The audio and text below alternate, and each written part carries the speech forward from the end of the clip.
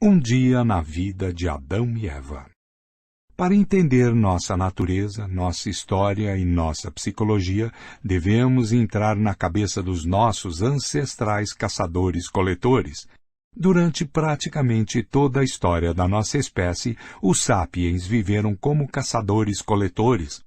Os últimos 200 anos, durante os quais um número cada vez maior de sapiens ganha um pão de cada dia como trabalhadores urbanos e funcionários administrativos, e os 10.000 anos precedentes, durante os quais a maioria dos sapiens vivia como agricultores e pastores, são um piscar de olhos em comparação com as dezenas de milhares de anos durante os quais nossos ancestrais foram caçadores e coletores.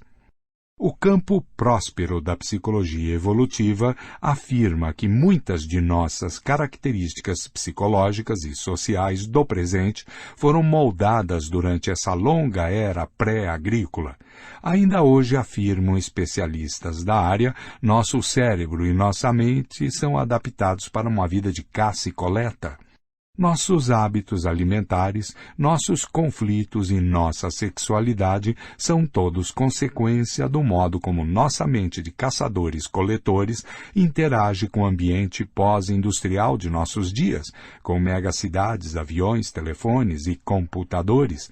Esse ambiente nos dá mais recursos materiais e vida mais longa do que a desfrutada por qualquer geração anterior, mas também nos faz sentir alienados, deprimidos e pressionados.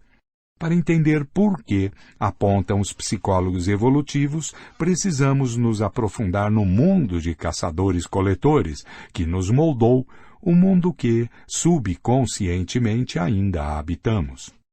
Por quê? Por exemplo, as pessoas se regalam com alimentos altamente calóricos que tão pouco bem fazem a seus corpos? As sociedades afluentes de hoje estão tomadas por uma praga de obesidade que está rapidamente se alastrando para países em desenvolvimento. É intrigante tentar entender por que nos empanturramos com os alimentos mais doces e mais gordurosos que conseguimos encontrar, até considerarmos os hábitos alimentares dos nossos ancestrais caçadores-coletores. Nas savanas e florestas que eles habitavam, alimentos doces e calóricos eram extremamente raros e a comida em geral era escassa. Um caçador-coletor típico de 30.000 anos atrás só tinha acesso a um tipo de comida doce, frutas maduras. Se uma mulher da idade da pedra se deparasse com uma árvore repleta de figos, a coisa mais razoável a fazer era ingerir o máximo que pudesse imediatamente, antes que um bando de babuínos comesse tudo. Hoje, podemos morar em apartamentos com geladeiras abarrotadas, mas nosso DNA ainda pensa que estamos em uma savana.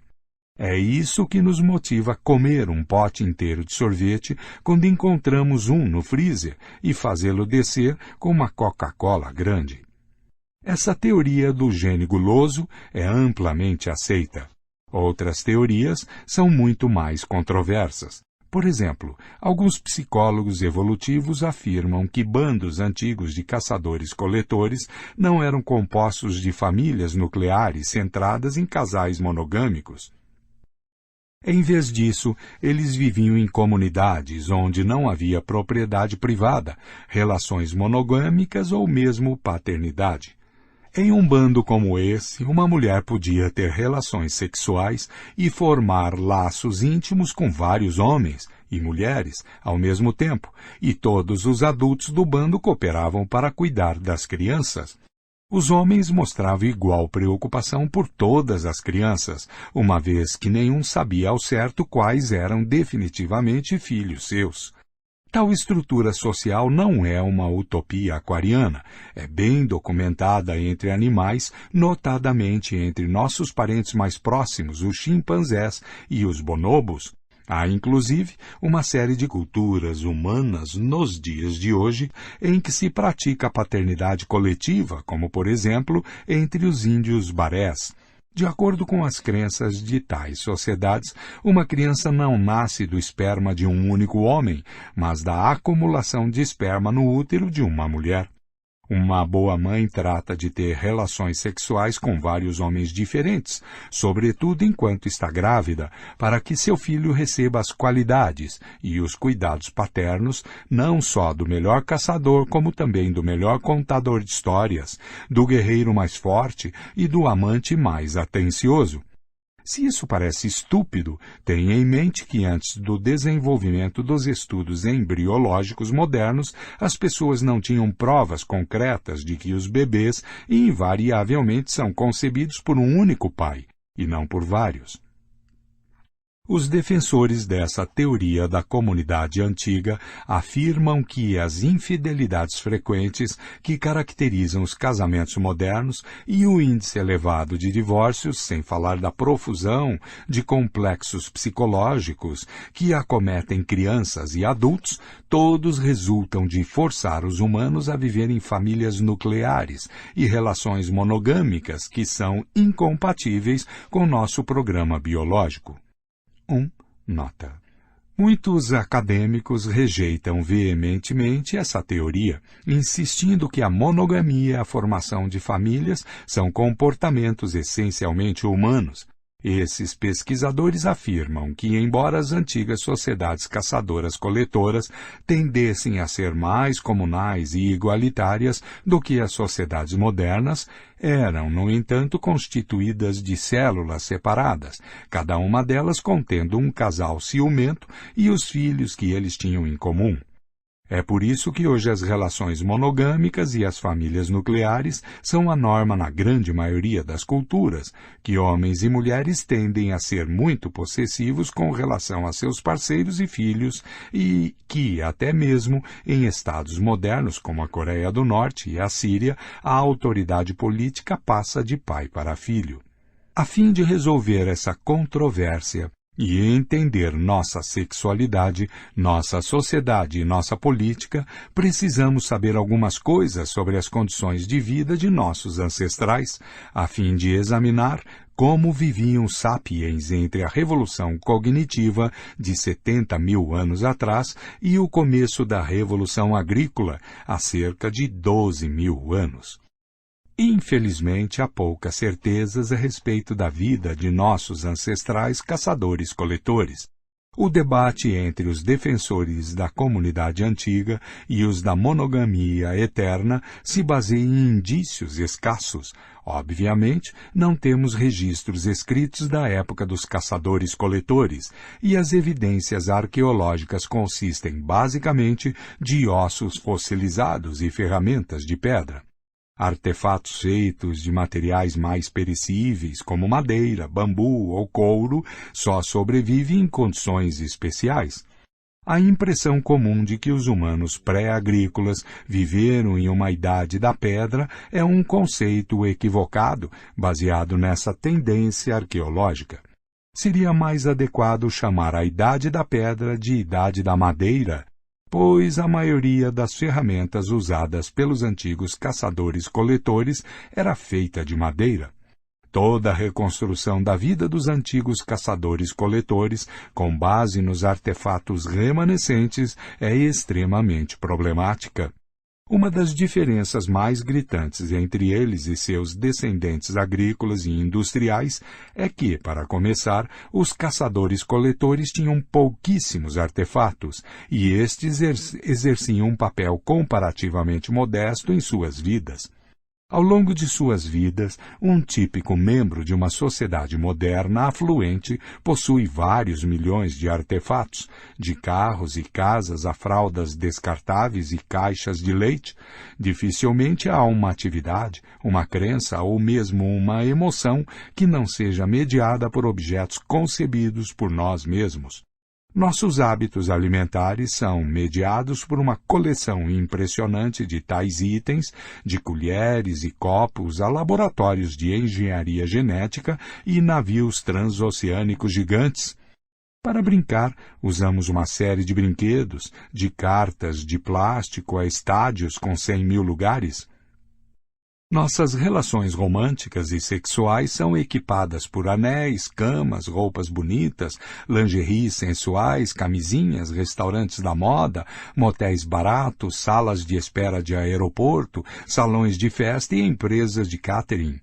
As religiões trazem o sagrado à nossa vida com igrejas góticas, mesquitas muçulmanas, ashrams hindus, rolos de Torá, rodas de oração tibetanas, batinas eclesiásticas, velas, incenso, árvores de Natal, lápides e ícones. Mal percebemos o quanto nossos objetos são onipresentes, até precisarmos nos mudar para uma casa nova. Os caçadores-coletores se mudavam todo mês, toda semana e, às vezes, todo dia, carregando nas costas o que quer que possuíssem. Não havia empresas de mudança, carroças e nem mesmo animais de carga para dividir o fardo. Consequentemente, eles tinham de se virar apenas com as posses essenciais. É razoável presumir, portanto, que a maior parte de sua vida mental, religiosa e emotiva fosse conduzida sem a ajuda de artefatos.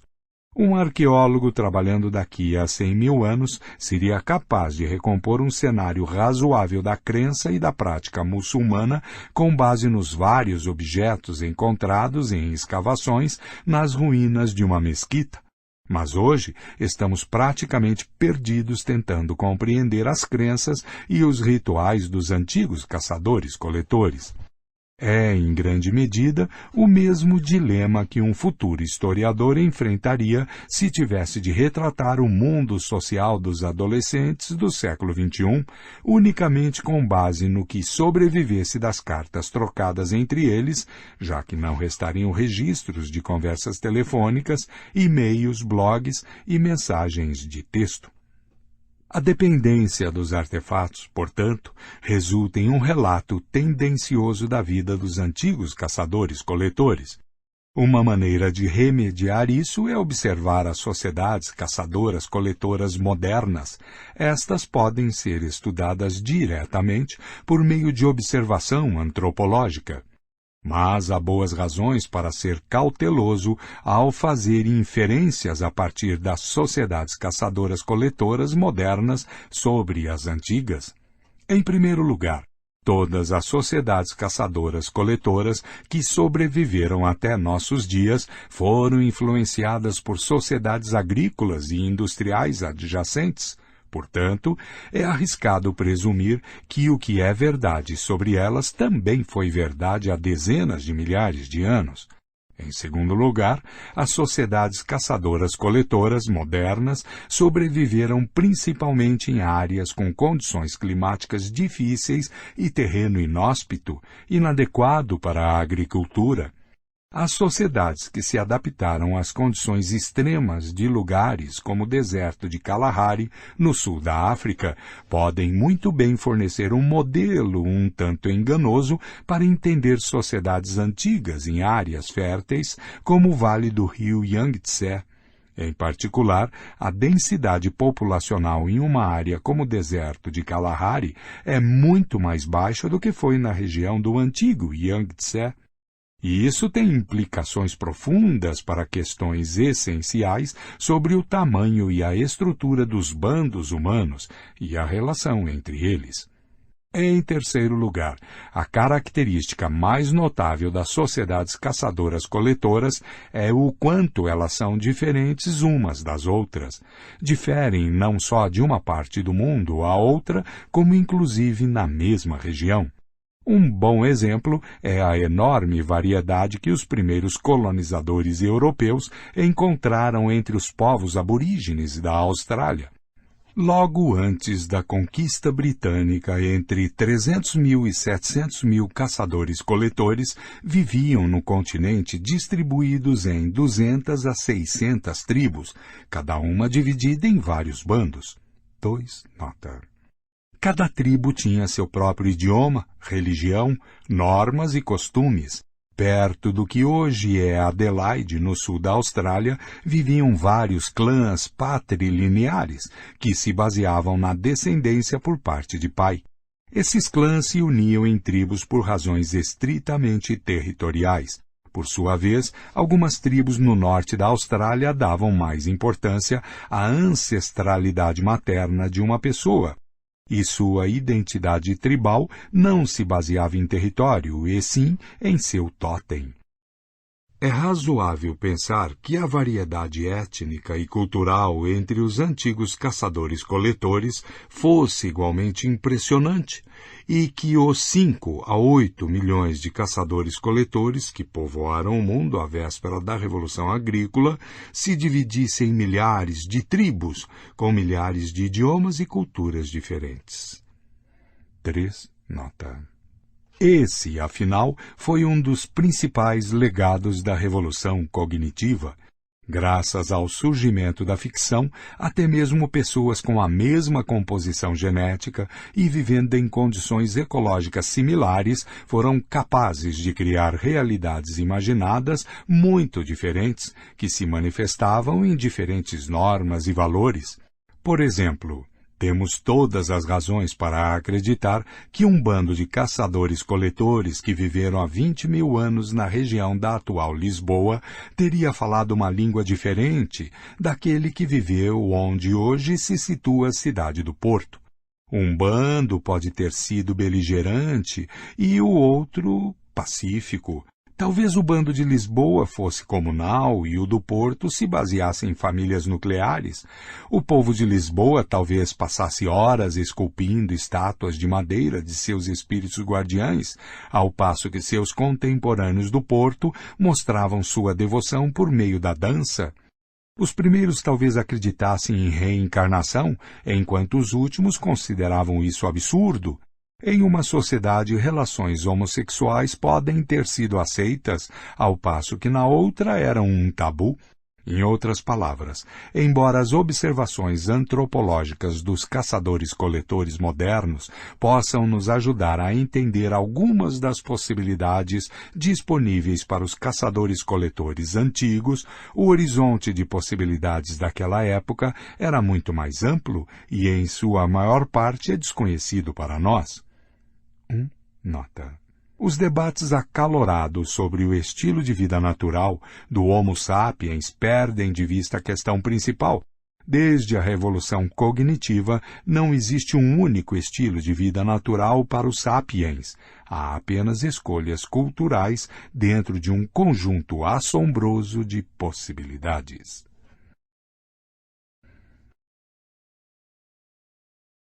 A sociedade afluente original.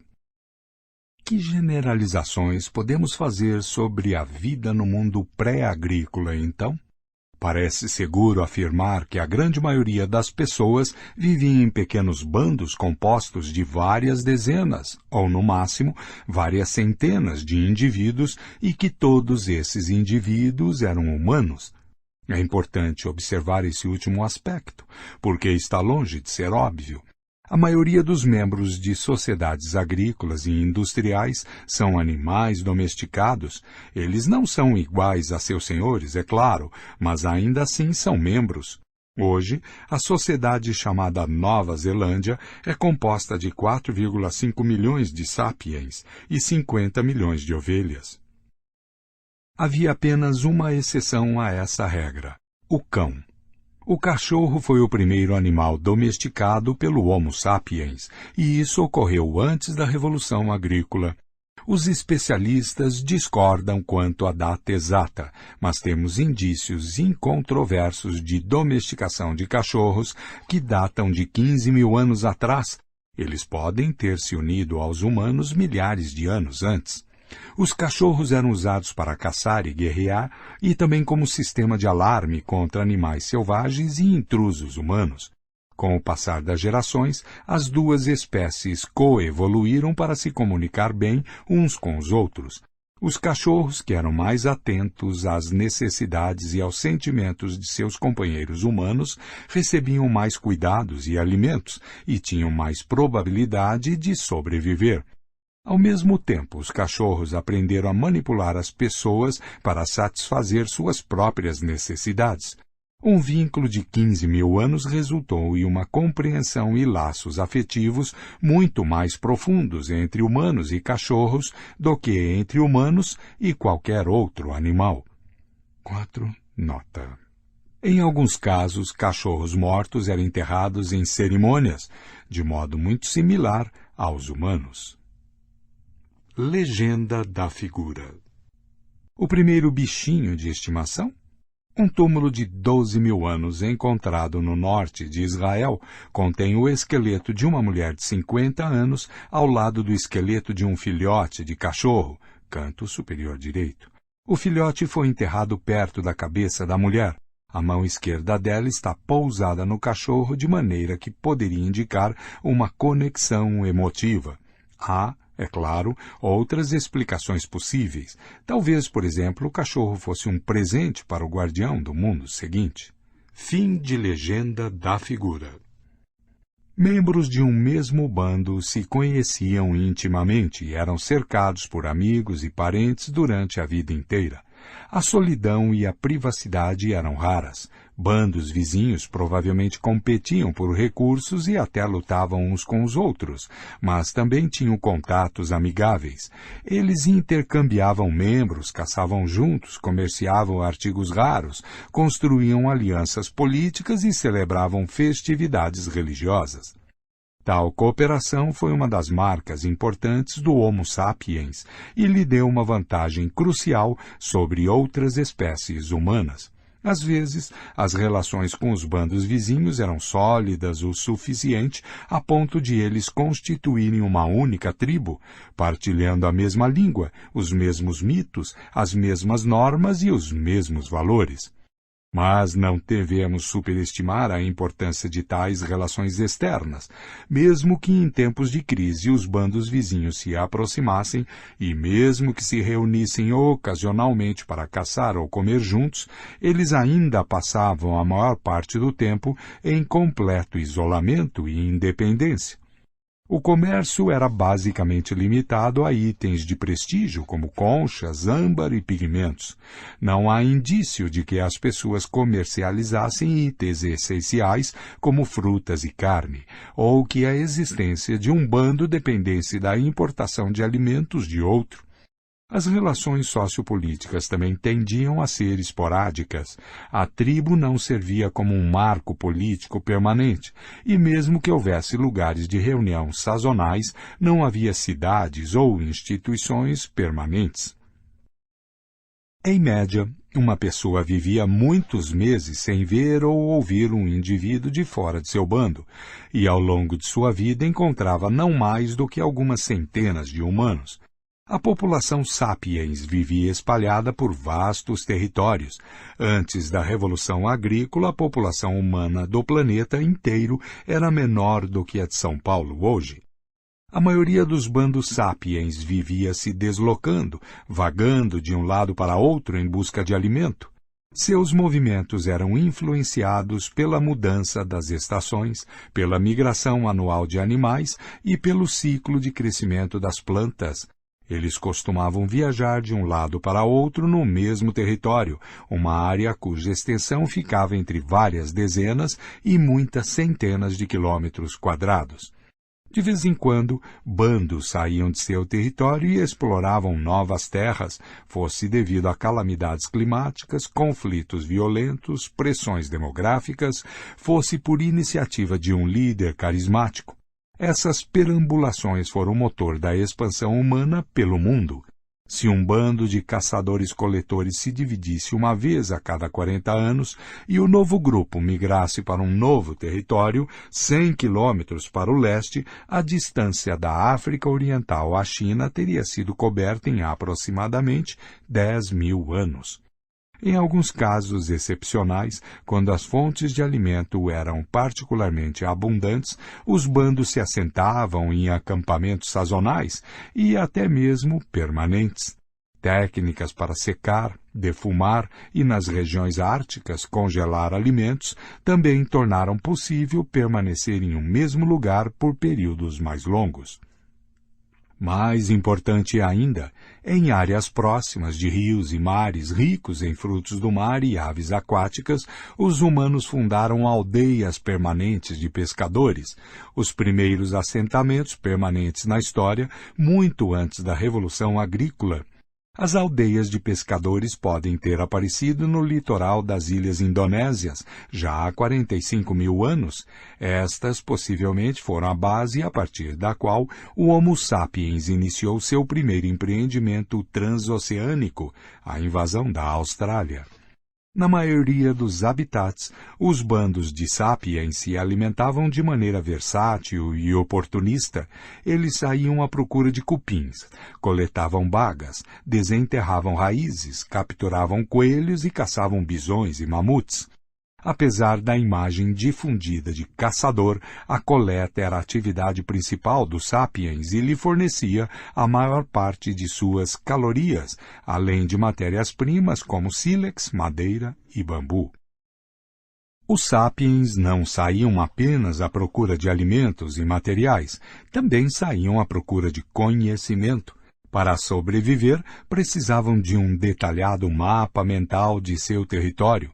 Para maximizar a eficiência de sua busca cotidiana por alimento, precisavam de informações sobre os padrões de crescimento de cada planta e os hábitos de cada animal.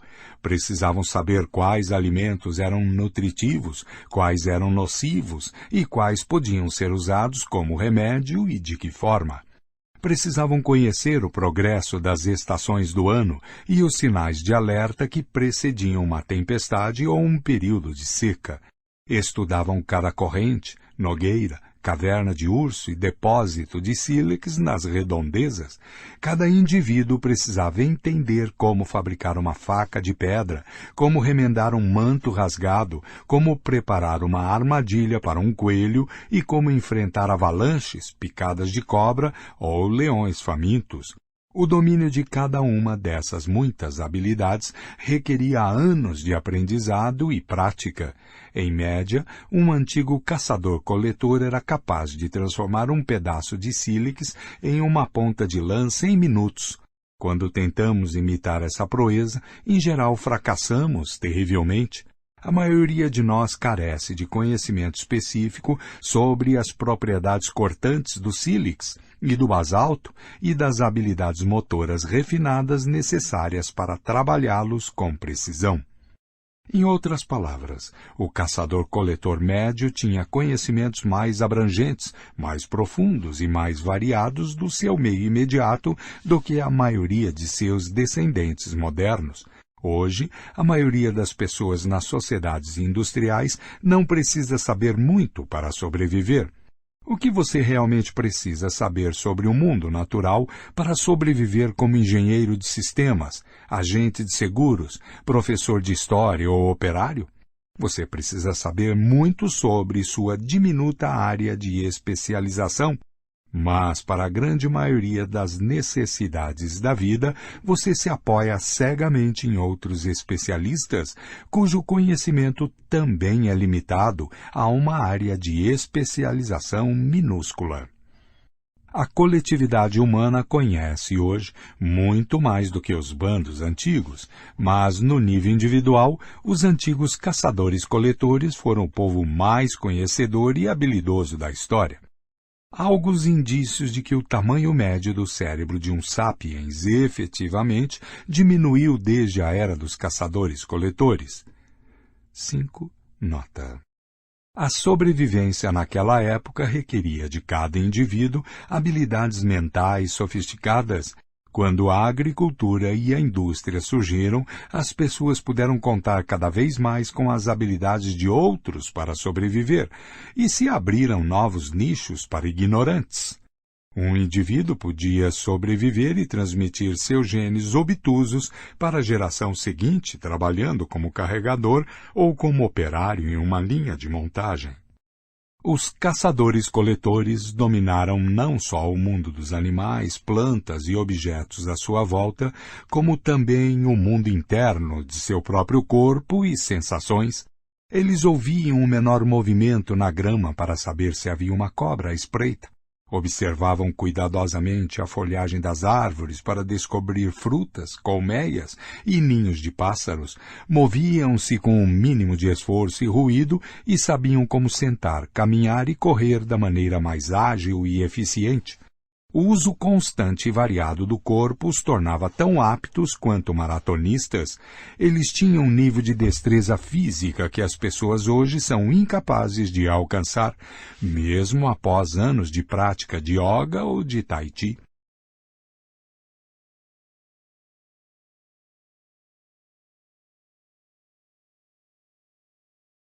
Os hábitos dos antigos caçadores-coletores diferiam significativamente de região para região e de uma estação do ano para outra, mas, em geral, eles pareciam desfrutar de um estilo de vida mais confortável e compensador do que a maioria dos camponeses pastores, operários e funcionários administrativos que seguiram seus passos. Enquanto as pessoas nas sociedades afluentes de hoje trabalham em média de 40 a 45 horas por semana e as pessoas nos países em desenvolvimento trabalham 60 ou mesmo 80 horas por semana, os caçadores-coletores que hoje vivem nos habitats mais inóspitos, como o deserto de Kalahari, trabalham em média apenas 35 ou 45 horas por semana. Eles caçam apenas uma vez a cada 3 dias e a coleta leva não mais do que de 3 a 6 horas diárias. Em épocas normais, isso é suficiente para alimentar o bando. É bem possível que os antigos caçadores-coletores, vivendo em zonas mais férteis do que o Kalahari, gastassem ainda menos tempo obtendo alimento e matérias-primas. Além disso, eles tinham uma carga mais leve de tarefas domésticas. Não tinham pratos para lavar, tapetes para limpar, pisos para polir, fraldas para trocar ou contas para pagar. A economia dos caçadores-coletores proporcionava à maioria dos indivíduos vidas mais interessantes do que a agricultura ou a indústria.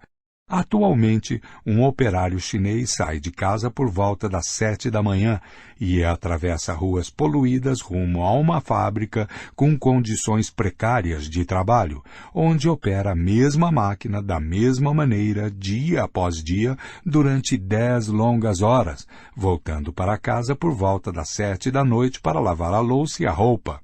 Há 30 mil anos, um caçador-coletor chinês possivelmente saía do acampamento com seus companheiros às 8 da manhã. Eles perambulavam pelas florestas e savanas das redondezas, colhendo cogumelos, desenterrando raízes comestíveis, capturando rãs e às vezes fugindo de tigres. No começo da tarde, estavam de volta ao acampamento para almoçar. Isso lhes deixava tempo suficiente para fofocar, contar histórias, brincar com os filhos ou simplesmente descansar na companhia uns dos outros. É claro que às vezes alguém era pego por um tigre ou picado por uma cobra, mas, por outro lado, eles não precisavam lidar com acidentes de automóvel ou poluição industrial. Em quase todos os lugares e em quase todas as épocas, a atividade caçadora-coletora fornecia a nutrição ideal. Isso dificilmente surpreende. Essa foi a dieta humana durante centenas de milhares de anos, e o corpo humano estava bem adaptado a ela. Evidências de esqueletos fossilizados indicam que os antigos caçadores-coletores tinham menos tendência a passar fome ou sofrer desnutrição, e, em geral, eram mais altos e mais saudáveis do que seus descendentes camponeses. Ao que parece, a expectativa de vida era de apenas 30 a 40 anos, mas isso se devia em grande parte à incidência elevada de mortalidade infantil. As crianças que sobreviviam aos perigosos primeiros anos tinham boas chances de chegar aos 60 e algumas chegavam aos 80. Entre os caçadores-coletores modernos, as mulheres de 45 anos podem esperar viver outros 20 e cerca de 5 a 8% da população tem mais de 60 anos. 6. Nota. O segredo do sucesso dos caçadores-coletores, que os protegia da fome e da desnutrição, era a sua dieta variada. Os agricultores tendem a ingerir uma dieta muito limitada e desequilibrada, especialmente nos tempos pré-modernos. A maior parte das calorias que alimentam uma população agrícola vinha de uma única colheita, como trigo, batata ou arroz, que carece de algumas das vitaminas, sais minerais e outros nutrientes de que os humanos necessitam. Já os antigos caçadores-coletores comiam regularmente dezenas de alimentos distintos. O camponês chinês típico comia arroz no café da manhã, arroz no almoço e arroz no jantar. Se tivesse sorte, podia esperar comer o mesmo no dia seguinte. Diferentemente, os antigos caçadores-coletores comiam dúzias de tipos diferentes de comida. Ancestral do camponês, o caçador-coletor talvez comesse bagas e cogumelos no café da manhã, algumas frutas e tartaruga no almoço e carne de coelho com cebola selvagem no jantar. É bem provável que o menu do dia seguinte fosse completamente diferente. Essa variedade garantia que os antigos caçadores-coletores recebessem todos os nutrientes necessários. Além disso, ao não depender de um único tipo de comida, eles eram menos propensos a sofrer na ausência de uma fonte específica de alimento. As sociedades agrícolas são arruinadas pela fome quando uma seca, um incêndio ou um terremoto devastam a colheita anual de arroz ou de batata. As sociedades caçadoras-coletoras não estavam imunes a desastres naturais e sofriam períodos de fome e privação, mas, em geral, eram capazes de lidar com tais calamidades mais facilmente. Se perdiam alguns de seus alimentos essenciais, podiam coletar ou caçar outras espécies ou migrar para uma área menos afetada. Os antigos caçadores-coletores também eram menos afetados por doenças infecciosas. A maioria das doenças infecciosas que acometeram as sociedades agrícolas e industriais, como varíola, sarampo e tuberculose, se originou em animais domésticos e passou para os humanos somente após a Revolução Industrial. Os antigos caçadores-coletores que domesticaram apenas cachorros estavam livres desses males. Além disso, a maioria das pessoas nas sociedades agrícolas e industriais vivia em assentamentos permanentes que eram populosos e pouco higiênicos. Uma incubadora ideal para doenças. Os antigos caçadores-coletores percorriam a terra em pequenos bandos, o que não alimentava epidemias.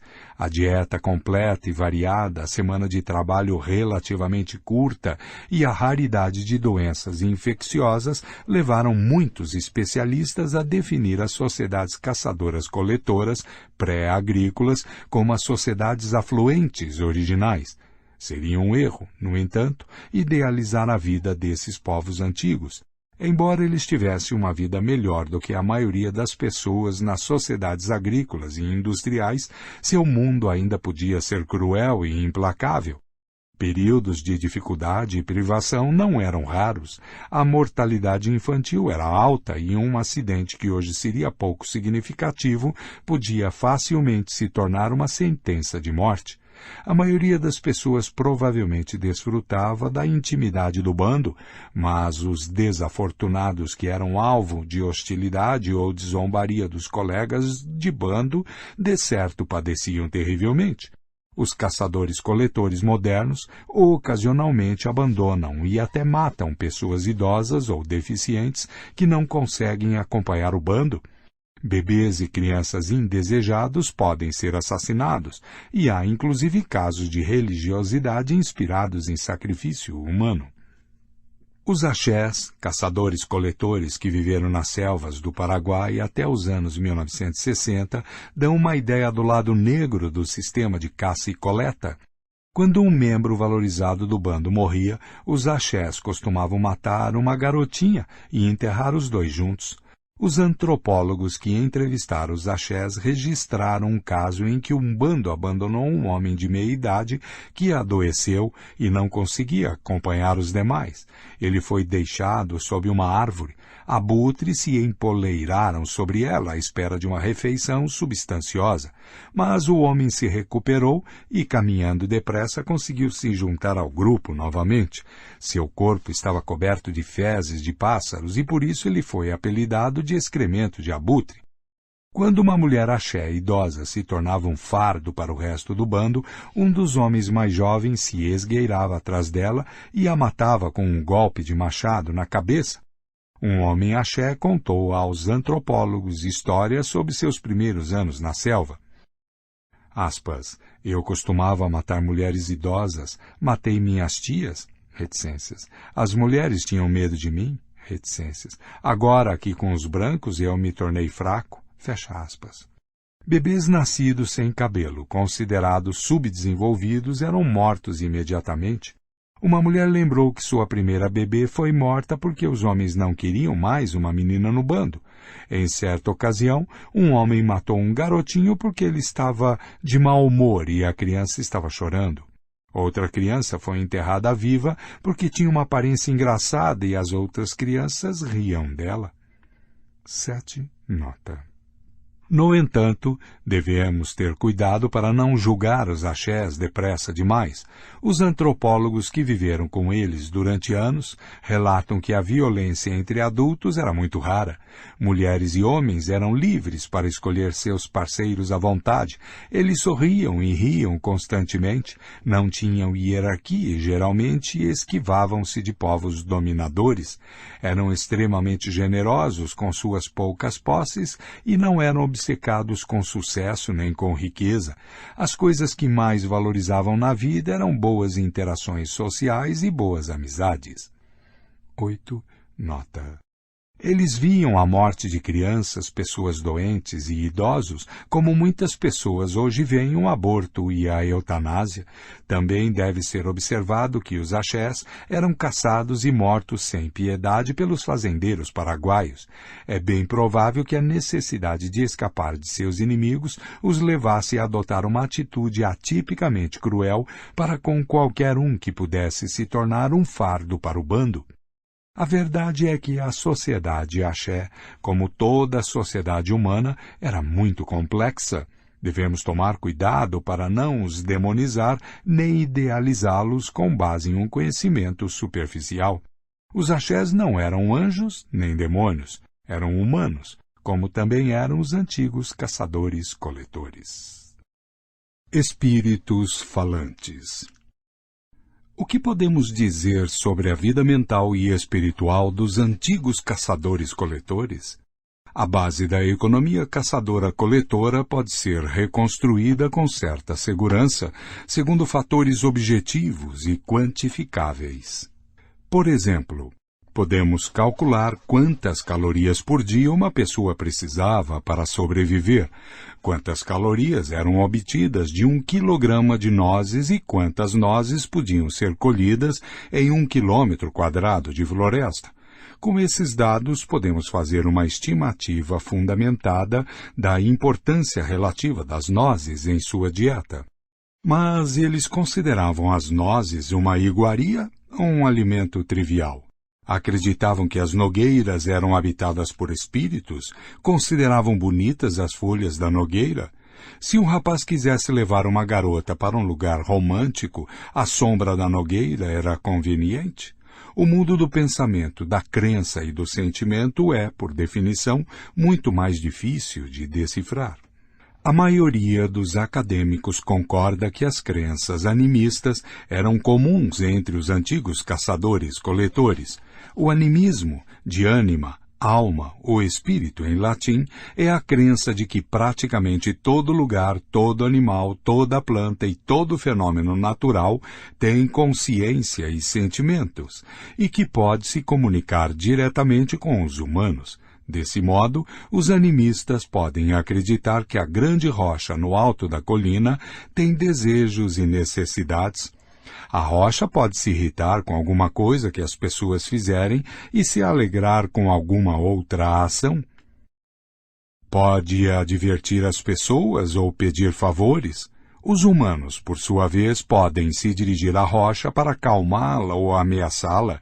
Não só a rocha, mas também o carvalho ao pé da colina são seres animados, e também o rio que corre abaixo da colina, a nascente na clareira da floresta, os arbustos que crescem à sua volta, o caminho para a clareira e os camundongos, lobos e corvos que bebem ali. No mundo animista, objetos e coisas vivas não são os únicos seres animados. Há também entidades imateriais, os espíritos dos mortos e seres benévolos e malévolos, do tipo que hoje chamamos de demônios, fadas e anjos.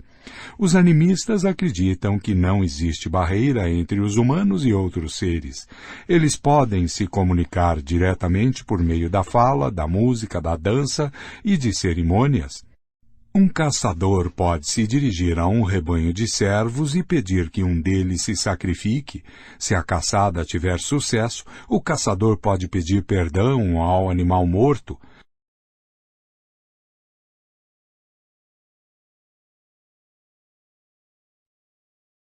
Quando alguém fica doente, um xamã pode contatar o espírito que causou a doença e tentar pacificá-lo ou afugentá-lo. Se necessário, o xamã pode pedir a ajuda de outros espíritos. O que caracteriza todos esses atos de comunicação é que as entidades sendo abordadas são seres locais. Não são deuses universais, e sim um cervo em particular, uma árvore em particular, um rio em particular, um espírito em particular. Assim como não existe barreira entre os humanos e outros seres, tampouco existe uma hierarquia rígida. As entidades não humanas não existem meramente para atender às necessidades humanas. Tampouco são deuses todo-poderosos que governam o mundo a seu bel prazer. O mundo não gira em torno dos humanos ou de qualquer grupo de seres em particular. O animismo não é uma religião específica. É um nome genérico para milhares de religiões, cultos e crenças muito diferentes. O que torna todos eles animistas é sua maneira de encarar o mundo e o lugar que atribuem ao homem nesse mundo. Dizer que os antigos caçadores-coletores provavelmente eram animistas é como dizer que os agricultores pré-modernos eram quase todos teístas. O teísmo, de Theos, Deus em grego, é a visão de que a ordem universal se baseia em uma relação hierárquica entre humanos e um pequeno grupo de entidades etéreas, chamadas deuses. É com certeza correto afirmar que os agricultores pré-modernos tendiam a ser teístas, mas isso não nos diz muito sobre suas particularidades. A rubrica genérica teístas abrange rabinos judeus da Polônia do século XVIII, puritanos queimadores de bruxas do Massachusetts do século XVII, padres astecas do México do século XV, místicos sufistas do Irã do século XII, guerreiros vikings do século X, legionários romanos do século II e burocratas chineses do século I. As diferenças entre as crenças e práticas de grupos de caçadores-coletores animistas provavelmente eram tão grandes quanto. Sua experiência religiosa pode ter sido turbulenta e cheia de controvérsias, reformas e revoluções. 7. Uma pintura da caverna de Lascaux, aproximadamente 15 a 20 mil anos atrás. O que vemos exatamente e qual é o significado dessa pintura? Alguns afirmam que vemos um homem com a cabeça de um pássaro e um pênis ereto sendo morto por um bisão. Sob o homem há outro pássaro que possivelmente simboliza a alma, libertada do corpo no momento da morte. Se for assim, a pintura retrata não um prosaico acidente de caçada, mas a passagem deste mundo para o seguinte. Mas não temos como saber se essas especulações são corretas. É como um teste de Rorschach. Revela muito sobre as ideias pré-concebidas dos acadêmicos modernos e pouco sobre as crenças dos antigos caçadores-coletores. Fim de legenda da figura. Porém, Essas generalizações cautelosas são o mais longe a que podemos chegar. Qualquer tentativa de descrever as especificidades da espiritualidade arcaica é mera especulação, já que quase não existem indícios para nos guiar e os poucos indícios que temos, um punhado de artefatos e pinturas em cavernas, podem ser interpretados de muitíssimas formas. As teorias dos acadêmicos que afirmam saber o que os caçadores-coletores sentiam dizem muito mais sobre os preconceitos de seus autores do que sobre as religiões da Idade da Pedra. Em vez de elaborar um sem número de teorias com base em um punhado de relíquias, pinturas rupestres e estatuetas de ossos, é melhor sermos francos e admitirmos que temos apenas noções muito vagas sobre as religiões dos antigos caçadores-coletores. Presumimos que eles foram animistas, mas isso não é muito informativo. Não sabemos para quais espíritos eles rezavam, que festivais celebravam ou a que tabus obedeciam. O que é mais importante, não sabemos que histórias eles contavam. Essa é uma das maiores lacunas em nossa compreensão da história humana. Legenda da figura. Caçadores-coletores fizeram essas impressões de mãos há cerca de 9.000 anos, na Cova das Mãos, na Argentina. É como se essas mãos mortas há muito tempo estivessem saindo da rocha e tentando nos alcançar. É uma das relíquias mais tocantes do mundo dos antigos caçadores-coletores, mas ninguém sabe o que significa. Fim de Legenda da figura. O mundo sociopolítico dos caçadores-coletores é outra área sobre a qual não sabemos quase nada. Conforme explicado anteriormente, os acadêmicos não conseguem sequer chegar a um acordo quanto ao básico, como a existência de propriedade privada, famílias nucleares e relações monogâmicas. É provável que bandos diferentes tivessem estruturas diferentes. Alguns podem ter sido tão hierarquizados, tensos e violentos como os mais virulento bando de chimpanzés, ao passo que outros podem ter sido tão tranquilos, pacíficos e lascivos quanto um bando de bonobos. Em Sungir, na Rússia, arqueólogos descobriram em 1955 um cemitério de 30.000 anos pertencente a uma cultura de caçadores de mamutes. Em um túmulo, encontraram o esqueleto de um homem de 50 anos, coberto com colares de contas de marfim de mamute, contendo cerca de 3.000 contas no total. Na cabeça do homem morto havia um chapéu decorado com dentes de raposa e nos punhos 25 braceletes de marfim. Outros túmulos no mesmo cemitério continham muito menos objetos. Os acadêmicos deduziram que os caçadores de mamutes de Sungir viviam em uma sociedade hierárquica e que o homem morto talvez fosse o líder de um bando ou de uma tribo inteira, compreendendo vários bandos. É improvável que algumas dezenas de membros de um único bando pudessem ter produzido tantos objetos funerários. Os arqueólogos, então, descobriram um túmulo ainda mais interessante. Continha 2 esqueletos enterrados lado a lado. Um era de um garoto de 12 ou 13 anos de idade e o outro de uma garota de 9 ou 10 anos. O garoto estava coberto com 5.000 contas de marfim. Ele usava um chapéu com dentes de raposa e um cinto com 250 dentes desse animal. Pelo menos 60 raposas precisaram ter seus dentes removidos para se obter essa quantia. A garota estava adornada com 5,25 mil contas de marfim. Ambas as crianças estavam cercadas por estatuetas e vários objetos de marfim. Um artesão ou artesã habilidoso provavelmente precisaria de uns 45 minutos para preparar uma única conta de marfim.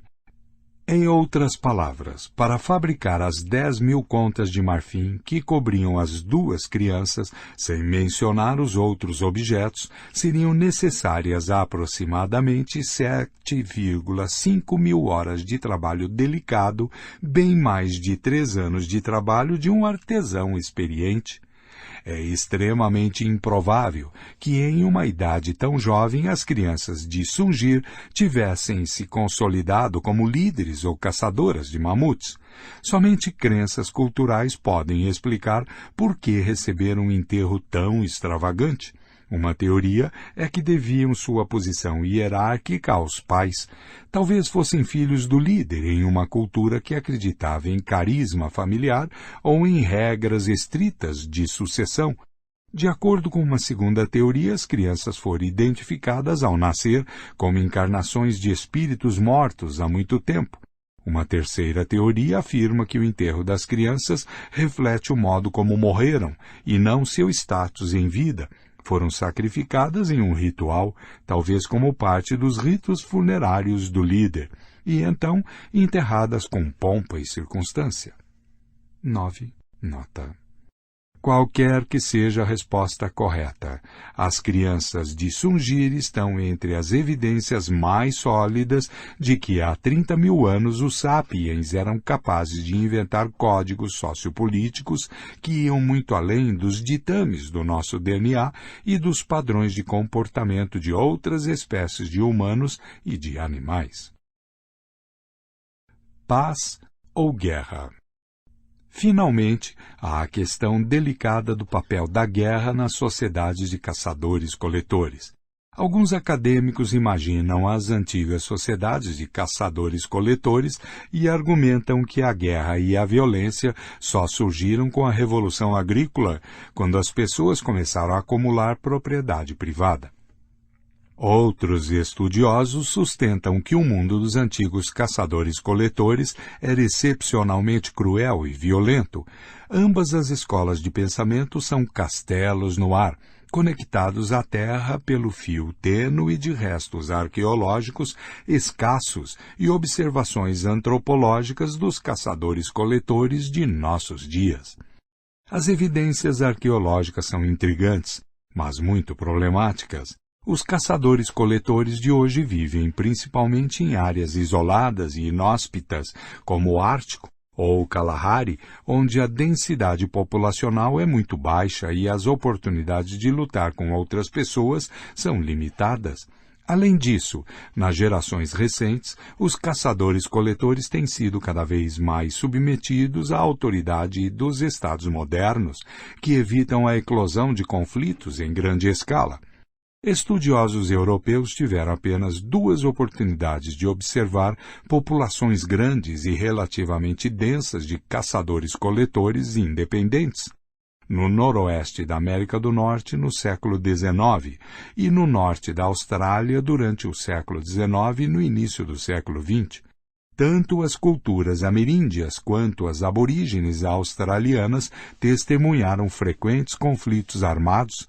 É discutível, porém, se isso representa uma condição atemporal ou o impacto do imperialismo europeu. As descobertas arqueológicas são escassas e opacas. Que pistas reveladoras poderiam restar de qualquer guerra acontecida há dezenas de milhares de anos? Não havia muros nem fortificações na época, nem bombas de artilharia ou mesmo espadas e escudos. Uma ponta de lança antiga pode ter sido usada na guerra, mas também pode ter sido usada para caçar. Ossos humanos fossilizados são igualmente difíceis de interpretar. Uma fratura poderia indicar uma ferida de guerra ou um acidente. A ausência de fraturas e cortes em um esqueleto antigo tampouco é prova conclusiva de que a pessoa a quem o esqueleto pertenceu não sofreu uma morte violenta. A morte pode ter sido causada por trauma em tecidos moles, que não deixa marcas nos ossos. O que é ainda mais importante, durante as guerras pré-industriais, mais de 90% das mortes ocorriam por fome, frio e doença, e não por armas. Imagine que há 30 mil anos uma tribo derrotou a tribo vizinha e a expulsou dos cobiçados terrenos propícios para caça e coleta. Na batalha decisiva, 10 membros da tribo derrotada foram mortos. No ano seguinte, outra centena de membros da tribo perdedora morreu de fome, frio e doença. Os arqueólogos que se deparassem com esses 110 esqueletos poderiam concluir facilmente que a maioria foi vítima de algum desastre natural. Como poderíamos afirmar que todos eles foram vítimas de uma guerra impiedosa? Devidamente alertados, podemos agora nos voltar para as descobertas arqueológicas. Em Portugal, realizou-se um levantamento de 400 esqueletos do período imediatamente anterior à Revolução Agrícola. Apenas 2 esqueletos apresentaram marcas nítidas de violência. Um levantamento similar de 400 esqueletos do mesmo período em Israel revelou uma única fratura em um único crânio que poderia ser atribuída à violência humana. Um terceiro levantamento de 400 esqueletos de vários sítios pré-agrícolas no Vale do Danúbio encontrou indícios de violência em 18 esqueletos. 18 em 400 pode não parecer muito, mas na verdade é um percentual muito alto. Se todos os 18 realmente foram mortos de forma violenta, significa que cerca de 4,5% das mortes no antigo Vale do Danúbio foram causadas por violência humana. Hoje, a média global é de apenas 1,5%, considerando guerras e crimes. Durante o século XX, apenas 5% das mortes humanas resultaram de violência humana. E isso em um século que viu as guerras mais sangrentas e os maiores genocídios da história.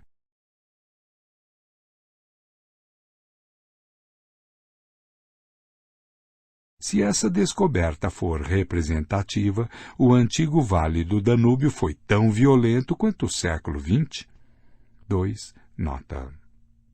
As descobertas deprimentes sobre o Vale do Danúbio são corroboradas por uma sequência de descobertas igualmente deprimentes em outras regiões. Em Jabel Sahaba, no Sudão, descobriu-se um cemitério de 12.000 anos contendo 59 esqueletos. Pontas de flecha e de lança foram encontradas incrustadas ou caídas perto de ossos de 24 esqueletos. 40% dos encontrados. O esqueleto de uma mulher revelou 12 ferimentos. Na caverna de Ofnet, na Baviera, os arqueólogos descobriram os restos de 38 caçadores-coletores, em sua maioria mulheres e crianças, que foram atirados em 2 valas. Metade dos esqueletos, incluindo alguns de crianças e de bebês, apresentava claros sinais de ferimentos por armas humanas, como porretes e facas. Os poucos esqueletos pertencentes a homens mais maduros tinham as piores marcas de violência. É muito provável que um bando inteiro de caçadores-coletores tenha sido massacrado em Ofnet. O que representa melhor o mundo dos antigos caçadores-coletores? Os esqueletos pacíficos de Israel e de Portugal ou os matadouros de Jabel Sahaba e Ofnet? A resposta é nenhum nem outro. Assim como os caçadores-coletores apresentavam uma ampla gama de religiões e estruturas sociais, também provavelmente apresentavam diferentes índices de violência, enquanto algumas áreas e alguns períodos podem ter desfrutado de paz e tranquilidade, outros possivelmente foram dilacerados por conflitos violentos. 10. Nota. A cortina de silêncio. Se é difícil reconstruir o panorama geral da vida dos antigos caçadores-coletores, os eventos particulares são quase irrecuperáveis.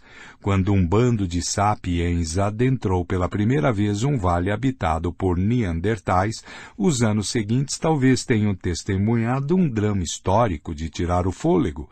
Infelizmente, nada teria sobrevivido de tal encontro, exceto, quando muito, uns poucos ossos fossilizados e um punhado de ferramentas de pedra que permanecem mudos diante das mais intensas investigações acadêmicas. Podemos extrair deles informações sobre anatomia humana, tecnologia humana, dieta humana e talvez até mesmo estrutura social humana. Mas eles não revelam nada sobre a aliança política formada entre bandos de sapiens vizinhos, sobre os espíritos dos mortos que abençoavam essa aliança ou sobre as contas de marfim secretamente ofertadas ao curandeiro local a fim de garantir a bênção dos espíritos. Essa cortina de silêncio encobre dezenas de milhares de anos de história. Esses longos milênios podem muito bem ter testemunhado guerras e revoluções, movimentos religiosos arrebatadores, teorias filosóficas elaboradas, obras artísticas incomparáveis. Os caçadores-coletores podem ter tido seus Napoleões governando impérios da metade do tamanho de Luxemburgo, Beethovens dotados, carentes de orquestras sinfônicas, mas capazes de levar as pessoas às lágrimas com o som de suas flautas de bambu, e profetas carismáticos que revelavam as palavras de um carvalho da região em vez das de um Deus criador universal. Mas isso tudo não passa de conjectura. A cortina de silêncio é tão espessa que não podemos nem mesmo ter certeza de que tais coisas ocorreram. Que dirá descrevê-las em detalhe? Os acadêmicos tendem a fazer apenas as perguntas que podem esperar responder de modo razoável, a não ser que um dia tenhamos acesso a novas ferramentas de pesquisa. Provavelmente, nunca saberemos em que acreditavam os antigos caçadores-coletores ou que dramas viveram. Mas é vital fazer perguntas para as quais não há respostas.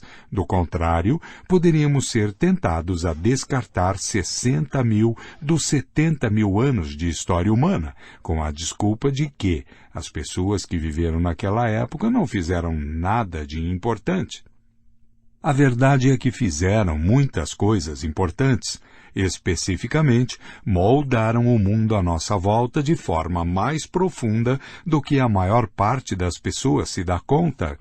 Os peregrinos que visitam a tundra siberiana, os desertos da Austrália Central e a floresta tropical amazônica acreditam que adentraram paisagens inexploradas, praticamente intocadas por mãos humanas. Mas isso é uma ilusão. Os antigos caçadores-coletores estiveram lá antes de nós e provocaram mudanças drásticas, mesmo nas florestas mais densas e nos desertos mais desolados. O próximo capítulo explica como os antigos caçadores-coletores remodelaram completamente a ecologia do nosso planeta muito antes de a primeira aldeia agrícola ser construída. Os bandos errantes de sapiens contadores de histórias foram a força mais importante e mais destrutiva que o reino animal já produziu. Nota. Um horizonte de possibilidades significa todo o espectro de crenças, práticas e experiências que se apresentam diante de determinada sociedade, considerando suas limitações ecológicas, tecnológicas e culturais. Cada sociedade e cada indivíduo normalmente explora apenas uma pequena fração de seu horizonte de possibilidades. 2. Pode-se argumentar que, de certo, nem todos os 18 caçadores-coletores do Vale do Danúbio realmente morreram da violência cujas marcas podem ser observadas em seus restos. Alguns podem ter sido meramente feridos. No entanto, isso provavelmente é contrabalançado por mortes decorrentes de traumas em tecidos moles e das privações invisíveis que acompanham a guerra.